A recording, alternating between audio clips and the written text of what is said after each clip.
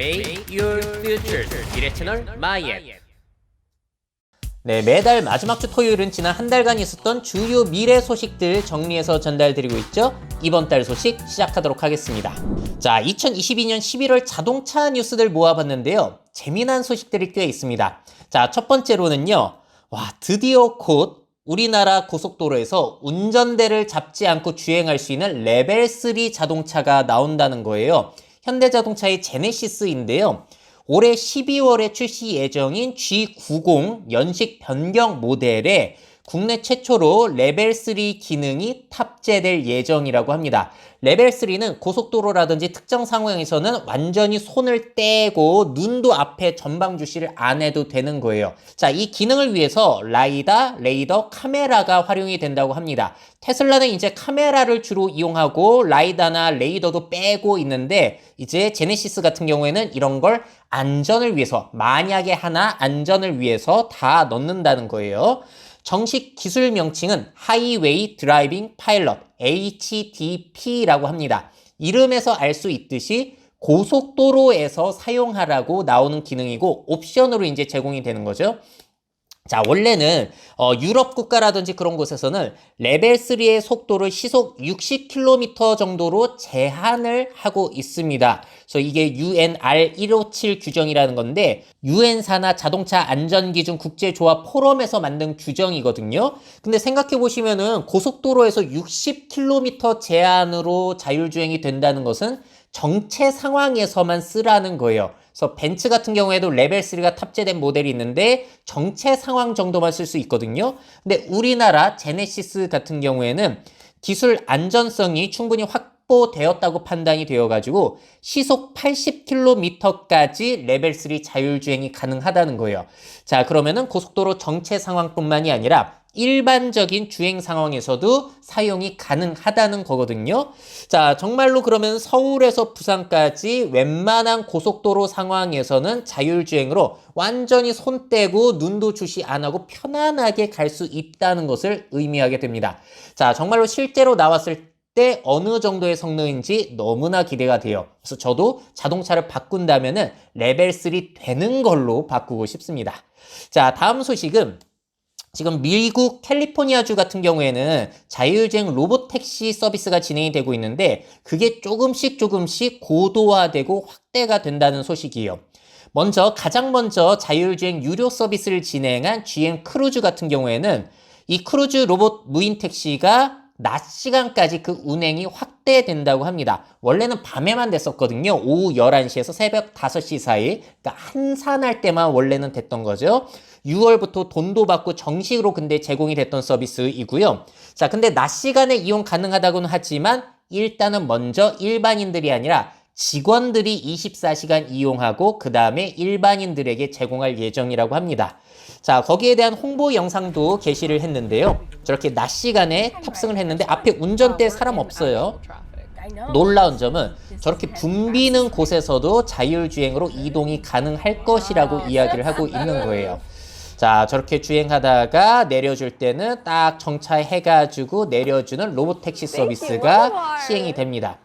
자, 근데 낮 시간에는 모든 지역에서 되는 게 아니라 일단은 일부 지역에서 되고 밤 시간에는 훨씬 넓은 지역에서 서비스를 진행하고 있어요. 그래서 일단 해보고 조금씩 늘려가고 있는 모습이죠. 자, 그리고 라이벌이죠. 구글의 웨이모 같은 경우에도 이제 샌프란시스코에서 완전 자율주행 서비스를 제공할 예정이라고 합니다. 캘리포니아에서 이게 승인이 나왔다고 해요.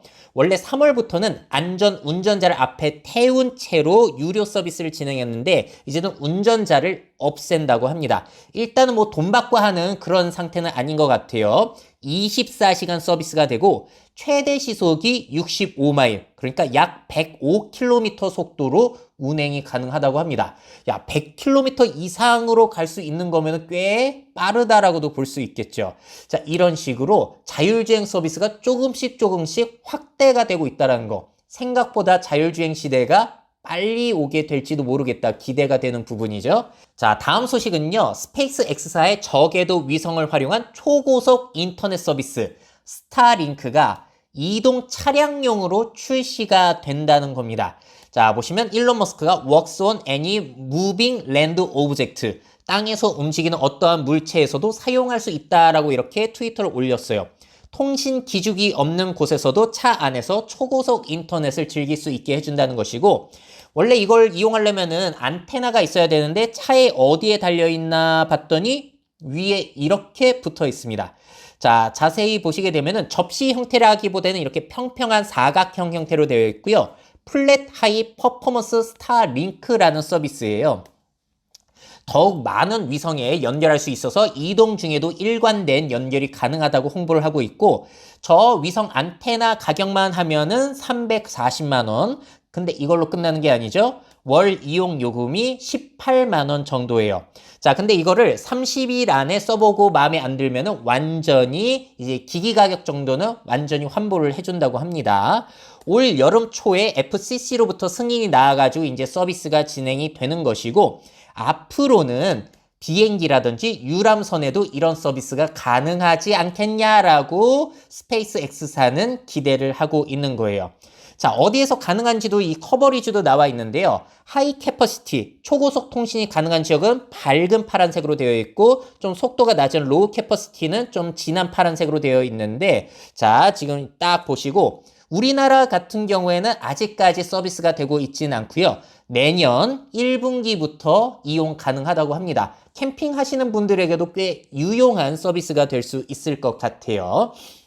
자, 또 다음 소식은, 야, 드디어 이게 승인이 났네요. EU에서 내연기관 신차 판매 금지 2035년부터로 시행이 확정이 됐다는 겁니다. 자, 이게 말이 많았는데 되냐 안 되냐 말이 많았는데 확정이 된 거고요. 유럽 의회는 물론 27개 각 회원국들도 모두 승인하기로 합의를 봤다는 겁니다. 야, 대단해요. 그래서 2035년 이후 판매되는 신차 탄소 배출량을 100% 감축한다는 거니까 디젤, 휘발유 다 안 됩니다. 앞으로 한 13년 뒤부터는 그런 차 판매를 못 한다는 거예요, 유럽에서.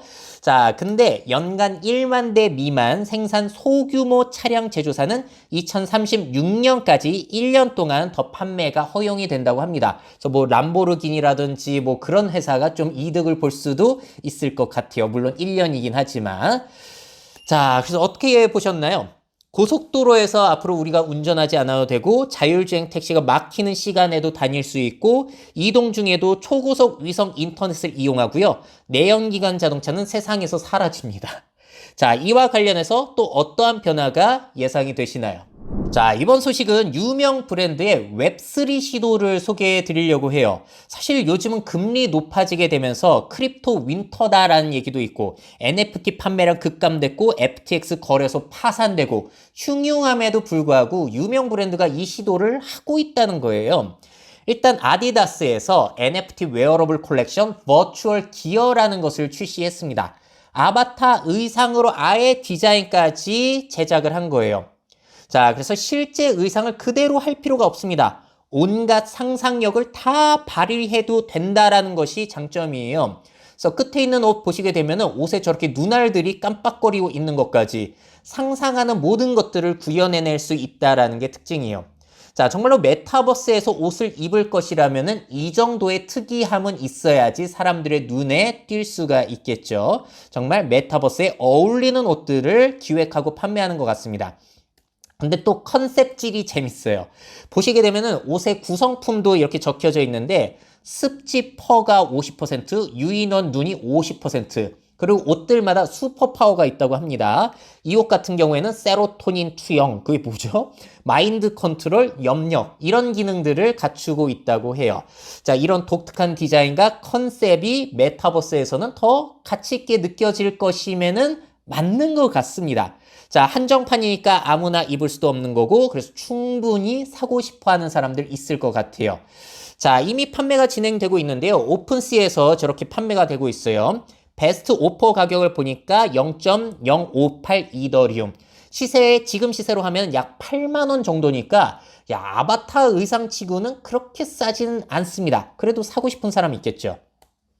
총 16종류로 구성이 되어 있고 뭐 BAYC라든지 아디다스 파트너 NFT 콜렉션을 보유한 유저들을 대상으로 그러니까 BAYC 그 캐릭터에 입힐 수가 있는 거예요. 그래서 NFT 프로필 사진에 먼저 이 버추얼 기어를 입힐 수가 있고 뭐 나중에는 메타버스라든지 게임 등으로 확장도 가능하지 않겠냐 보고 있는 거죠. 아디다스 관계자는 이런 얘기를 합니다. 아디다스는 웹3 내의 모든 실행 가능한 유틸리티, 플랫폼 및 경험을 탐색하여 웨어러블의 새로운 가능성을 열어나갈 것이다. 그러니까 실제 옷만 파는 게 아니라 이런 쪽의 옷도 판매를 하겠다는 거예요. 자, 우리는 새로운 스타일과 문화를 만들어내는 사람들을 영웅으로 삼고 그런 가치를 창조하는 사람들에게 이익을 주는 새로운 독창성의 시대에 표식을 만들고 있다. 앞서가고 있는 건 맞는 것 같습니다. 자, 아디다스뿐만이 아니라 나이키도 웹3 플랫폼 닷수시를 출격을 했어요. 자, 11월 18일에 오픈이 됐거든요. 홈페이지 자체가. 나이키의 가상 아이템 구매, NFT 같은 것들 그런 거를 판매하고 거래도 가능한 사이트입니다. 자, 향후에는 디지털 게임 등에서 아이템으로 활용 가능할 것이라고 보고 있고요. 자, 이게 재미난 게 나이키 자체에서 만들어 파는 수도 있고 유명인과 콜라보를 하는 수도 있지만 소비자들의 참여로 함께 만들 수도 있거든요. 그런 것들이 이제 판매가 될 때마다 로열티를 공유한다는 거예요. 자, 웹3의 특징이죠. 참여를 통해서 이제 고객들에게 권한을 주고 혜택을 나눠준다라는 개념이 웹3의 핵심이기 때문에 그런 것들을 이제 추구하고 있는 거예요. 자, 근데 지금 현재 홈페이지에서는 아무것도 판매가 되고 있진 않아요. 첫 NFT 드랍은 2023년 내년 1월에 시작이 된다고 합니다. 엄청 몰릴 것 같습니다. 자, 그러면서 이런 얘기를 해요. 가상 크리에이션을 통해 운동선수들을 후원하고 스포츠의 미래를 지원할 것이다. 자, 그래서 새로운 시대 변화에 도전한다는 이미지도 줄 수 있고 젊은 브랜드 이미지도 줄 수 있고 제조 비용은 거의 들지 않으니까 이런 기업에서 안 할 이유가 거의 없겠죠. 특히나 이제 G세대들, 10대 친구들이 워낙에 좋아하는 브랜드니까요. 자, 그래서 스포츠 문화를 위한 가장 안전한 가상 창작 플랫폼 구축을 목표로 하면서 웹3에 도전하고 있다는 겁니다. 뭐 돈도 안 드는데 뭐 안 할 이유 있겠습니까? 자, 근데 이와 관련해서 우리가 또 참고해야 되는 게 뭐가 있냐면은 최근에 이런 보고서가 나왔는데요. 로블록스를 이용하는 10대들, G세대 4명 중에서 3명은 디지털 패션 아이템을 구매한다는 거예요. 자, 그래서 이 시장의 성장 가능성은 시간이 지나면 지날수록 높아지지 않을까라고 보는 사람들이 많다는 거죠. 자, 그리고 이와는 조금 다른 뉘앙스이기는 한데요. 스타벅스에서도 웹3 플랫폼 오디세이의 비전을 9월 달에 공개를 했습니다. 좀 시간이 지났는데 소개할 타이밍을 못 잡았거든요. 묶어가지고 소개를 해드릴게요. 자, 이 오디세이 같은 경우에는 이제 접속을 해가지고 게임이나 퀴즈 등을 통해서 여행 스탬프 NFT를 획득을 하는 거예요. 그래서 스타벅스의 기존 보상 시스템의 연장선이라고 보시면 되겠고요. 스탬프 소유자들에게는 뭐 커피 로스팅이라든지 그런 수업 참여, 굿즈 판매, 실제 커피 농장 방문과 같은 혜택을 제공할 예정이라고 합니다. 스타벅스도 팬들이 굉장히 많잖아요. 굿즈 사려고 줄 서고 그러기 때문에 그분들에게 굉장히 어필이 될 만한 프로젝트 같아요. 회원들은 마켓플레이스를 통해서 NFT를 또 얻게 되면은 사고 팔 수가 있다고 합니다. 그러니까 내가 열심히 스타벅스 게임하고 퀴즈 맞추고 하라는 거 다 해서 NFT 얻으면은 그걸 다른 사람에게 팔아가지고 수익화를 할 수 있다는 거예요. 권한을 주고 혜택을 주는 웹3의 그런 장점을 또 가져오고 있는 것이죠. 근데 놀라운 점은 이 NFT를 신용카드나 직불카드를 통해서 구매하는 것도 가능하다는 겁니다. 여러분들이 코인에 관여를 안 하셔도 되는 거예요. 또 암호 지갑도 없어도 되고요. NFT라는 용어 자체도 안 써요, 스타벅스는. 그냥 여행 스탬프라고 부르고 있습니다. 자, 그래서 블록체인, NFT, 웹3는 사실 과정이 굉장히 어렵거든요. 초기의 진입 과정이 지갑도 생성해야 되고 코인도 사고 해야 되는데 그런 과정을 아예 없애가지고 관계자는 그런 얘기를 해요. 솔직히 소비자들은 이게 블록체인인지 웹3인지 뭐 그런 거를 아예 생각도 못하면서 즐기게 될 것이다 라는 이야기를 합니다. 불편한 점을 다 걷어냈어요. 자, 그리고 탄소 배출을 감축하기 위해서 폴리곤 블록체인에서 지분 증명 방식을 활용한다고 하고요. 아직까지는 NFT의 비용이나 이용 가능한 수량은 정해지지 않았고 지금 논의 중이라고 합니다. 자, 그래서 스타벅스 NFT는 NFT 자체를 팔아가지고 수익을 내겠다는 것보다 스타벅스의 충성 고객을 더욱더 확보하겠다라는 전략이라고 보시면 될 것 같아요. 열심히 참여하면 혜택도 주고 NFT 팔아서 돈도 벌게 해주겠다. 그래서 NFT가 실질적으로 경제적, 경험적 이득을 준다는 것인데, 근데 여기에 대해서 의문이 있는 거죠. 근데 이걸 할 때 굳이 예전 방식으로 해도 되는 걸 NFT로 꼭 해야 될까? 어차피 소비자들이 코인을 이용하지 않아도 되고 웹3라는 걸 모를 텐데. 그런 의문이 남기도 해요. 한번 어떻게 되는지 지켜보시죠. 자, 이렇게 브랜드들, 유명 브랜드들의 웹3 시도를 보여드렸는데요. 고객들에게는 얼마만큼의 호응을 얻게 될지 한번 지켜보시죠. 자, 이번 소식 상당히 놀랐습니다. 아마존의 알렉사 인공지능 비서가 위기에 처해져 있다는 거예요. 자, 아마존은 알렉사 에코 스피커라는 것을 2014년에 출시를 하게 되면서 AI 스피커 시장을 이제 포문을 열게 된 것이죠. 출시 당시만 하더라도 미래의 컴퓨터, 모든 가정의 미래라고까지 불렸던 혁신적인 제품인데 거의 이제 한 10년 정도가 지난 거잖아요. 그런데 아마존의 기대에 부응을 못하고 있다는 겁니다. 자, 이거를 비즈니스 인사이더지에서 이제 기자가 아마존 하드웨어 팀 12명 이상의 현직, 전직 직원들과 인터뷰를 한 기사를 내보냈어요. 아마존은 음성비서 알렉사를 제거하고 있다. 직원들은 위기의 분열과 기회 낭비에 대한 막대한 손실을 말하고 있다는 거예요. 자, 자세하게 살펴보실게요. 자, 올해 1분기 관련 사업부 영업 손실이 30억 달러 이상이라고 합니다. 자, 이 부서에는 에코 스피커, 알렉사 음성 기술, 프라임 비디오 스트리밍까지 담당하고 있는 월드와이드 디지털 사업부가 있는 건데 아마존의 모든 사업부 중에서 가장 큰 손실을 보고 있다고 해요. 심지어 아직까지 초기 단계인 오프라인 점포, 식료품 사업 손실의 2배라고 합니다. 자, 이게 지금만 그런 게 아니라 2018년까지만 하더라도, 그 당시만 하더라도 이때도 손실이 50억 달러였다고 하고요. 문제는 뭐냐면은 가장 많이 팔린 하드웨어 제품이긴 한데 대부분은 원가에 판매가 되고 있어서 판매 자체로는 수익을 거의 못 얻었다는 거예요. 자, 그래서 알렉사와 디바이스 팀은 아마존 사상 최대의 정리해고 타겟이 되고 있다는 것이죠. 야, 앞으로 이거 어떻게 될까요? 그러면서 팀의 사기저하, 수익화 시도 실패, 사용자 및 개발자의 참여 부족 등의 문제가 불거지고 있다는 겁니다. 자, 어떤 문제가 있는지 좀 더 살펴보자면은 이게 약 4년 전 알렉사가 일주일에 10억 번의 대화를 하고 있었다는 거예요. 엄청 많이 하고 있잖아요. 근데 대화 내용을 보면은 음악 재생, 날씨 검색 등 너무 사소한 검색들이 다라는 거죠. 자, 이렇게 사소한 검색만 사람들이 이용한다는 것은 수익화할 기회가 적다는 것을 의미한다는 거예요. 자, 그리고 이 회사가 원가로 판다고 했잖아요. 그러면 수익을 어디서 내려고 했던 거냐면은 이 자체가 아니라 아마존 스킬이라는 게 있었어요. 앱을 깔아가지고 이제 기능을 쓰는 건데 초기에는 우버, 디즈니, 도미노 피자 같은 회사들이 기능이 들어왔지만 소비자의 참여율이 기대에 못 미쳤다는 거죠. 원래 목표는 우리의 기기를 구매해가지고 돈을 버는 게 아니라 기기를 계속 사용해가지고 이런 스킬들을 사용하게 해가지고 돈을 벌려는 목적이었는데 실패하고 있다는 겁니다. 심지어 이 스킬 개발자 커뮤니티 활성화에도 실패했대요. 개발자 커뮤니티의 가입자가 계속 줄어들고 있다고 합니다. 자, 그리고 또 무슨 문제가 있었냐면은 사생활 침해 문제가 있었죠. 녹음한 내용을 엉뚱한 사람에게 잘못 전달하거나 아마존 직원들이 대화를 듣고 있었다라는 보도가 나오기도 했었고요.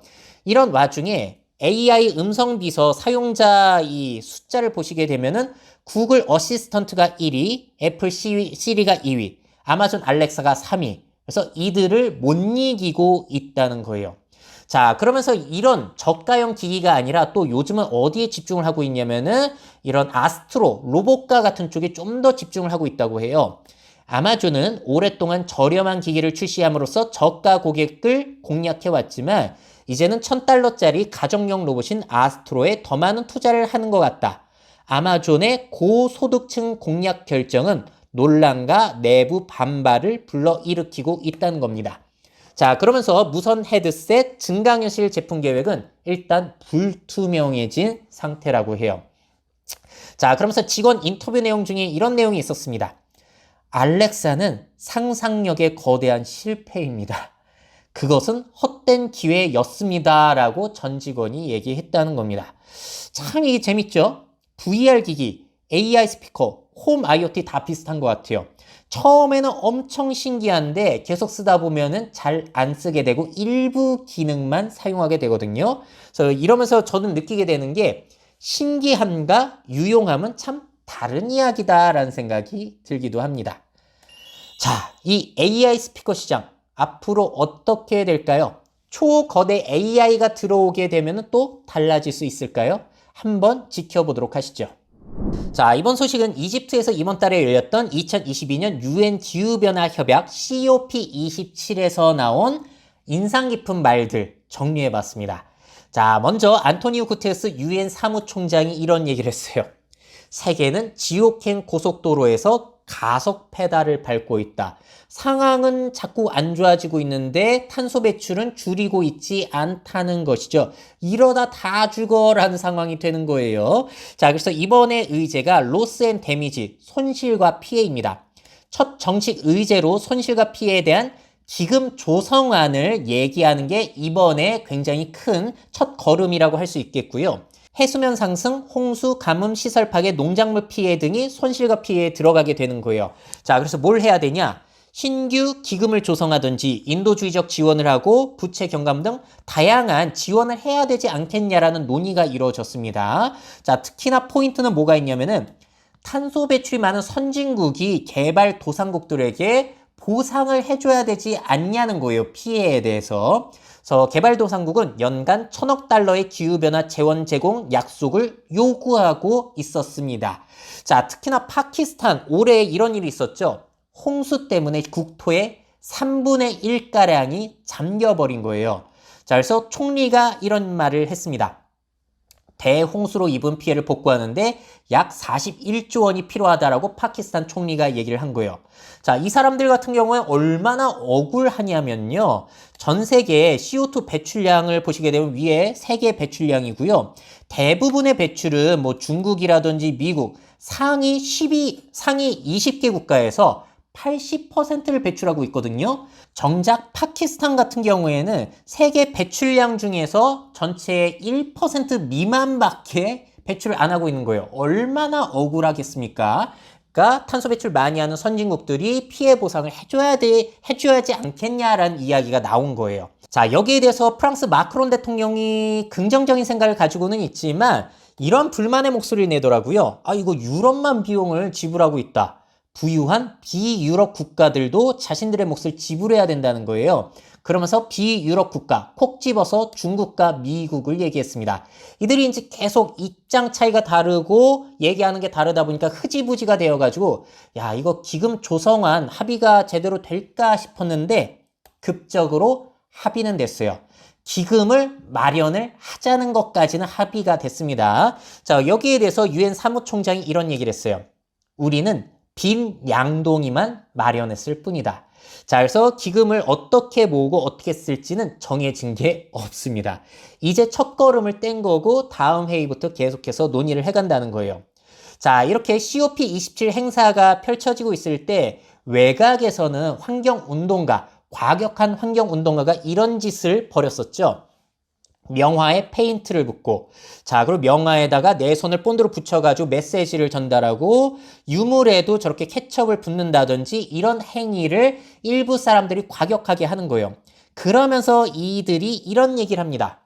예술이 생명보다 가치가 있는가? 자, 아름답고 가치가 있는 대상, 뭐 명화라든지 유물이 파괴되는 걸 볼 때 느끼는 고통을 통해서 지구 파괴의 의미를 깨달으라는 게 이들의 취지였던 거예요. 그래서 처음에는 저도 너무 과격하다라는 생각이 들었는데 이야기를 듣고 보니까 어느 정도 저는 설득이 됐습니다. 아니, 저런 미술품, 유물들을 관리하는 데는 진짜 돈을 많이 쓰고 사람들도 관심을 엄청 갖자는 거예요. 근데 사실 저런 게 중요합니까? 우리 지구의 기후가 더 중요합니까? 자, 그래서 이런데 돈 쓰고 노력을 붓는 것이 기후 위기를 막기 위한 비용과 노력보다 더 가치가 있을까라는 메시지를 주는 데는 성공을 어느 정도 한 것 같아요. 여기에 대해서 사람들이 또 생각이 다르기는 하죠. 자, 보시면서 어떤 생각이 드셨나요? 세계는 기후변화에 대응하기 위해서 잘 협력할 수 있을까요? 때로는 자신들의 이득을 조금 포기해야 되는 상황이 있을 수도 있는데 과연 인간이 그걸 감내해낼 수 있을지 한번 지켜보시죠. 자, 이번에는 통계청에서 발표한 2022년 사회조사 결과를 보시면서 앞으로 우리 사회가 어떻게 바뀌게 될지 상상해 보시죠. 퀴즈입니다. 결혼해야 한다에 답한 사람들의 비율 몇 퍼센트를 찍었을까요? 자, 일단 보시게 되면 2022년 전체 퍼센테이지 해야 한다가 50%, 해도 좋고 하지 않아도 좋다가 43.2, 하지 말아야 한다가 3.6, 잘 모르겠다가 3.2. 계속해서 해야 한다는 떨어지고 있고요. 남자, 여자를 보시게 되면 생각 차이가 있는데 남자가 아무래도 좀 더 많고 여성은 절반 이하가 해야 한다. 자, 미혼 남성, 여성을 보시게 되면은 미혼 여성은 동의 비율이 너무 떨어져요. 10명 중에 2명 정도만 결혼을 해야 한다라고 생각을 한다는 것이죠. 연령대로 봤을 때는 역시나 나이가 들면 들수록 해야 한다라는 생각이 강해지고 있습니다. 근데 전 이걸 보면서 신기한 게 자꾸 우리나라에서 결혼 안 하는 이유가 경제적 이유라고 하는데 그러면 10대들의 비율이 이렇게까지 떨어져 있는 것은 이건 어떻게 해석을 해야 되죠? 그냥 청소년들이 보기에도 결혼이 매력적으로 보이지 않는 거 아닌가? 라는 생각도 했습니다. 자, 그럼 또 한번 보시죠. 결혼하지 않는 이유 1위로 뭘로 꼽았냐? 역시나 전체적으로는 결혼 자금이 부족해서가 1위였습니다. 남자, 여자 생각 차이가 있죠? 아무래도 남성이 집 구하고 하는 것에 부담을 여전히 느끼고 있고 고용 상태가 불안해서가 2위인데 미혼 남성의 경우에 여성보다 여기에 대한 압박을 좀 더 느끼고 있다. 반대로 미혼 여성의 경우에는 결혼의 필요성을 느끼지 못해서 그리고 출산과 양육이 부담되어서 해서 남성보다 응답 비율이 높았습니다. 자, 여성이 결혼해서 나한테 무슨 득이 있냐라는 것이죠. 자, 이렇게 결혼에 대한 생각은 자꾸 없어지고 있는데 반대로 동거에 동의하는 비율은 몇 퍼센트였을까요? 이거는 점점 높아져가지고 65.2%. 야, 우리나라 국민의 10명 중에 6명 이상이 동의를 하고 있다는 거예요. 자, 남성의 비율이 살짝 높았고요. 자, 그리고 결혼하지 않고도 자녀를 가질 수 있다는 34.7%인데 이것도 비율이 높아지고 있는 상황이고 가장 동의 비율이 낮기는 했습니다. 10명 중에 3명 정도. 결혼하면 자녀를 가져야 된다. 오, 이거는 65.3%가 동의를 하네요. 결혼의 목적이 여전히 출산이 꽤 많은 퍼센트를 차지하고 있는 것 같아요. 전 세대를 통틀어서 보자면은. 자, 그리고 결혼 생활은 부부보다 가족 간의 관계가 우선시되어야 한다. 야, 43.4%, 10명 중에 4명이 동의를 했습니다. 전년 2020년보다는 7%가 감소되긴 했는데 저는 생각보다 이게 높은 퍼센테이지였던 것 같아요. 자, 그리고 또 다른 조사 결과를 보시게 되면은 부모 부양에 대한 사람들의 생각도 달라지고 있어요. 자, 그래프로 보시게 되면은 가족이 부양해야 된다라는 것에 동의하는 비율은 쭉 낮아지고 있고 가족뿐만이 아니라 정부 사회가 함께 부양해야 된다라는 사실은 쭉 늘어나고 있습니다. 자, 이게 아래쪽이 이제 가족, 정부, 사회가 같이 부양해야 된다라는 것이고 위쪽이 가족이 부양해야 된다는 거. 자, 그리고 또 여기를 보시게 되면은 부모 스스로 해결해야 된다라는 응답 비율은 거의 변화가 없거나 살짝 낮아지고 있습니다. 그러니까 부모 부양은 가족만 하는 것도 아니고 부모 스스로 하는 것도 아니고 정부와 사회가 함께 해줘야 된다라는 것인데 야, 이거 재원 마련이 가능할까라는 걱정이 또 들기도 하더라고요. 자, 또 다른 설문입니다. 한국 사람들이 느끼는 사회의 가장 큰 불안 요인은 무엇이었을까요? 여러분들은 뭐가 가장 불안하세요? 1위는 신종 질병에 대해서 가장 응답률이 높았습니다. 아무래도 코로나의 영향이겠죠. 근데 2020년에 비해서는 코로나 걱정이 많이 줄어들기는 했고요. 그리고 2020년에 비해서 높아진 것은 뭐가 있냐면은 국가 안보, 도덕성 부족, 환경 오염, 인재, 계층 갈등 걱정은 좀 더 예전에 비해서 늘어났습니다. 근데 저는 여기서도 의외로 본 것이 환경 오염에 대한 걱정이 오히려 도덕성 부족보다도 낮은 수준이라는 거. 그래서 환경 오염은 그렇게까지 걱정의 우선순위는 아닌 것 같아요. 자, 그리고 코로나19 일상생활 변화가 지속될 가능성 비중에 대한 조사도 있었는데요. 먼저 첫 번째, 방역, 위생 활동 강화 같은 경우에는 현재 수준으로 유지될 것이라고 사람들이 압도적으로 많이 보고 있고요. 재택근무는 앞으로 확산이 될 것인가, 유지된다, 예전으로 돌아간다가 반반 정도로 보고 있습니다. 온라인 학습의 확산 같은 경우에는 다시 예전으로 돌아갈 것이라는 의견이 상당히 높은 퍼센테이지를 차지하고 있고요. 배달, 배송을 통한 소비 증가는 앞으로 변화가 가속될 것이다 라는 의견이 이 그래프에서는 제일 응답 비율이 높았어요. 그래서 집에서의 여가, 취미, 문화 발달 같은 경우에는 현재 수준 유지가 될 것이라는 의견이 많았고, 직장에서의 단체 회식 감소, 앞으로도 그럴 것 같냐라고 물어봤는데 아니요, 예전으로 돌아갈 것 같아요가 절반 이상이었습니다.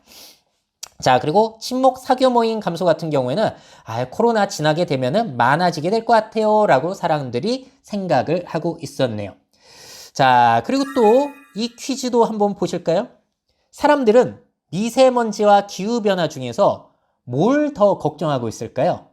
여러분들은 뭐가 더 걱정되세요? 저는 압도적으로 기후변화거든요. 근데 조사 결과를 보시게 되면은 미세먼지를 더 높은 퍼센테이지로 걱정을 하고 있습니다. 자, 사실 미세먼지는 해결이 어렵기는 하지만 해결이 가능하거든요. 친환경 에너지 쓰고 전기자동차 이렇게 변환하면은 깨끗해질 수는 있는데, 문제는 기후위기는 해결이 요원한 상태이고 피해도 사실 더 커요.